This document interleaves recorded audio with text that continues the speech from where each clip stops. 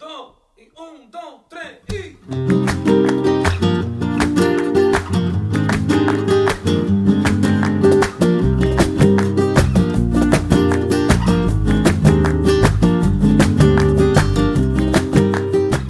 Hey everyone, welcome back to my channel. In today's video, I'm going to be doing a how to make a bomb charcuterie board.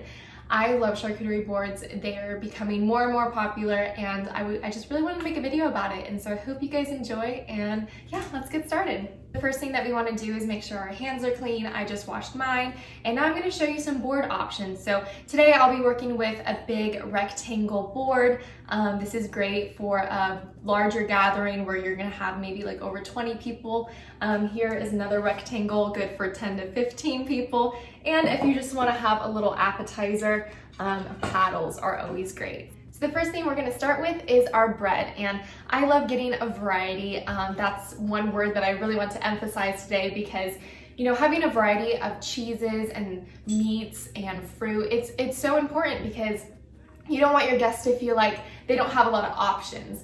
So some breads that I chose were some croutons, I have some crackers, and some breadsticks. Breadsticks will actually add height to the board, which is so important, and I'll get to that later, so don't tune out because that's super important.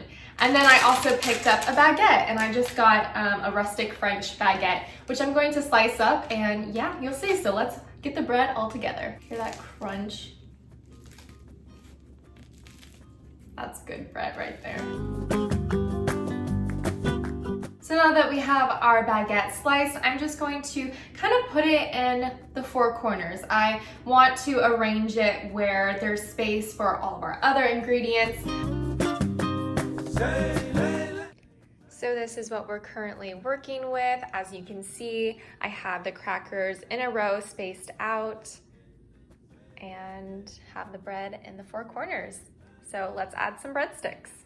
So the nice thing about breadsticks is that it makes your board visually pleasing. It's just so nice to have height, and you know, if everything was just flat, it just wouldn't be that grand. And we want to make a statement with our charcuterie board. So I'm going to cut these in half and put them in a mason jar, and it'll add perfect height to our board. So now that we got our variety of bread, it's time for cheese, and cheese is amazing. One of my go-to cheeses that I love placing on a charcuterie board, and I think should be in all charcuterie boards, is brie. Brie is rich, it's creamy, it's beautiful. I love the shape of this because it's going to tie into all of the different things that are going on in this board. So super excited for this one. I'm gonna place it right here, right next to all the bread and crackers, so it's kind of surrounding it. It's super pretty.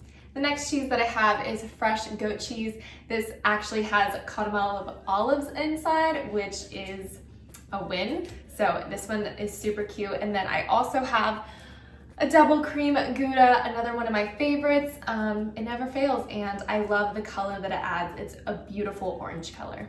So the next cheese that I'll be using is a garlic and herb soft spreadable cheese. So yeah, this one's perfect to use on a board. So I'm just going to pick up these crackers for a second, place my smoked gouda right in there, and then just place my crackers right next to it. How gorgeous is that? So this is the goat cheese, and you might be like, Sophia, it looks like a blob. You're ruining the whole board. Don't worry, because when we're all done, I'm going to get some fresh rosemary and thyme. I'm gonna put it throughout the board so it'll look so pretty, and I'm definitely going to add some to this cheese to spice it up. So the next thing to add is our meats, and today I chose a variety of salamis. The first salami that I got was a peppered salami, and then I just got the original. And I saw this at the store, and this is not salami, but I thought it would be a great addition to our board, which is prosciutto wrapped in mozzarella cheese. So not only are you getting meat, but you're getting another cheese. Bonus cheese! So one thing that I really want to show you guys is how to make salamiroses. So all you're gonna do is you're gonna take some salami, and you are just gonna get a wine glass and start pressing the salami on the edge. So now that you have your salami in the wine glass, you're just gonna hold it and then flip it over, and it makes a pretty rose. So again, you're just gonna take your wine glass, you're gonna hold the top, flip it over, and it makes a really pretty rose.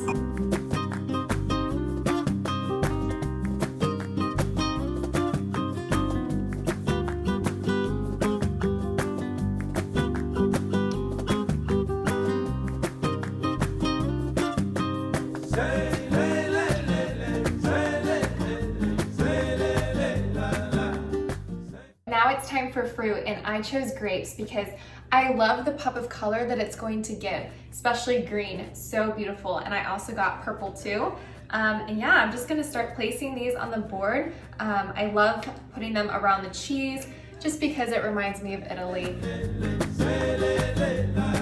So this is definitely the fun part because now we get to add our dried fruit, our nuts, our jams, everything that is going to take all these ingredients and just tie them all in together. And one of the key things that I really want to emphasize is that charcuterie boards aren't neat. You can be as messy as you want and it will look bomb.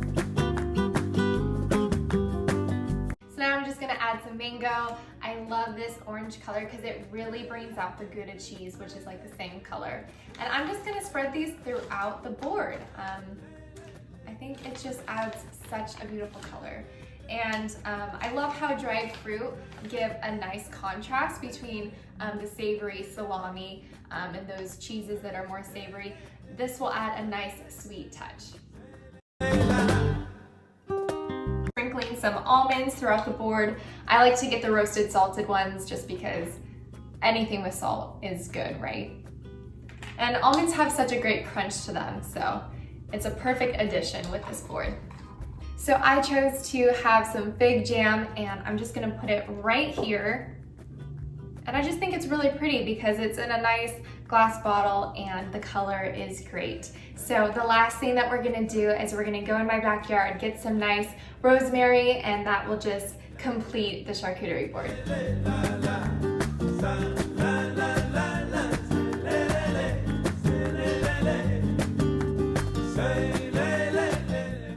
So I'm in my backyard right now and I have some fresh rosemary that I'm just gonna cut because it's gonna add really nice color to my charcuterie board. If you don't have herbs in your backyard, you can always get them at the grocery store.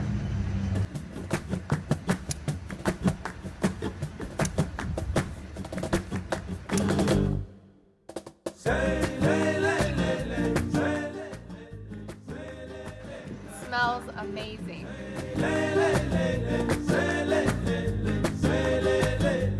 Something that I think is really helpful is having nameplates for the cheeses, so your guests will know exactly what they're about to eat. I'm gonna dive in to the goat cheese.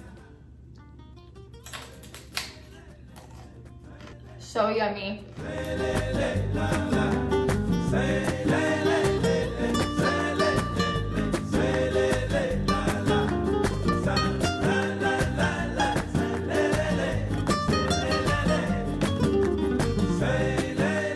I hope you all enjoyed learning how to make a beautiful charcuterie board, and I hope you give it a try because your guests will be super pleased, they'll be impressed, and you'll be able to show off your creativity, and most importantly, you'll have such a fun time. Don't forget to like and subscribe, and I'll see you guys next time.